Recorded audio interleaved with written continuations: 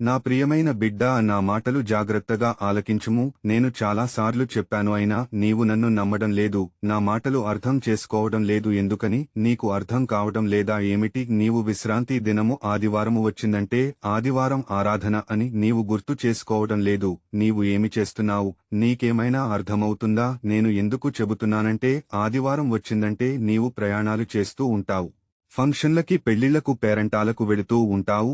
ఆదివారం వచ్చిందంటే ఉదయాన్నే బట్టలు ఉతకడానికి నానబెడతావు. ఒక స్త్రీగా, ఒక తల్లిగా, ఇల్లాలుగా, అమ్మగా, భార్యగా, చెల్లిగా, అక్కగా, అమ్మమ్మగా, నానమ్మగా, తాతయ్యగా, అన్నగా, సహోదరునిగా, సహోదరుడుగా, ఒక స్నేహితుడుగా నీవు చేయవలసిన పనేనా? అలాగునే స్నేహితులతో కలిసి సినిమాలకి, షికారులకు వెళుతూ ఉంటావు. ఆదివారం మందిరానికి రాకుండా ఇంట్లో కూర్చుని ముచ్చట్లు చెప్పుకుంటూ ఉంటారు. సెలవు పెట్టుకోకుండా ఉద్యోగానికి కొడతావు, వ్యాపారానికి వెడతావు, వ్యవసాయ పనులకు వెడతావు, కూలి పనికి, ఫ్యాక్టరీకి, తాపీ పనికి, వడ్రంగి పనికి, ఇంకా వేరే పనులకు వెళుతుంటావు. ఇది మీకు తగునా? భార్యాభర్తలుగా మీరు ఇలా చేస్తే మీ పిల్లలు ఏమి చేస్తారు?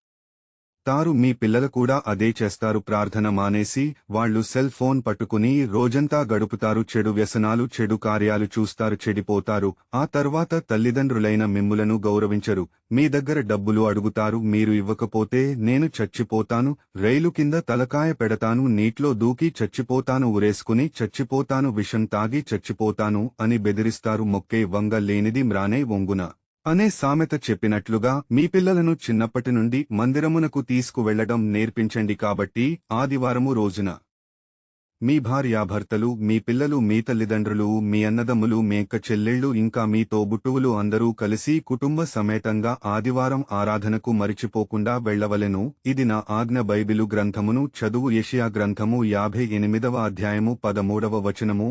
నా విశ్రాంతి దినమున వ్యాపారము చేయకుండా నాకు ప్రతిష్ఠితమైన దినమని నీవు ఊరకుండిన ఎడల విశ్రాంతి దినము మనోహరమైనదనియు, యెహోవాకు ప్రతిష్ఠ దినమనియు, ఘనమైన ధనియు అనుకుని దాని గణముగా ఆచరించిన ఎడల నీకు ఇష్టమైన పనులు చేయకయు, వ్యాపారము చేయకయు, లోకవార్తలు చెప్పుకొనకే ఉండిన ఎడల నీవు యెహోవాయందు ఆనందించెదవు. దేశము యొక్క ఉన్నత స్థలము మీద నేను నిన్ను ఎక్కించెదను, నీ తండ్రి అయిన యాకోబు స్వచ్ఛమును నీవు అనుభవములో ఉంచెదను. యెహోవా సెలవిచ్చిన వాక్కు ఇదే. విన్నావు కదా? నీవు విశ్రాంతి దినమును మనోహరమైనదని, అది పరిశుద్ధమైనదని నీవు గ్రహించి ఆచరించిన ఎడల నీకంటే గొప్పవాడు ఈ లోకములో ఎవరు ఉండరు. నేను నిన్ను పైవానిగా ఉంచుతాను గాని క్రింది వానిగా ఉంచెను. నిన్ను తలగా పెడతాను గాని తొక్కగా పెట్టను. 30 60 100 ఫలింపజేస్తాను.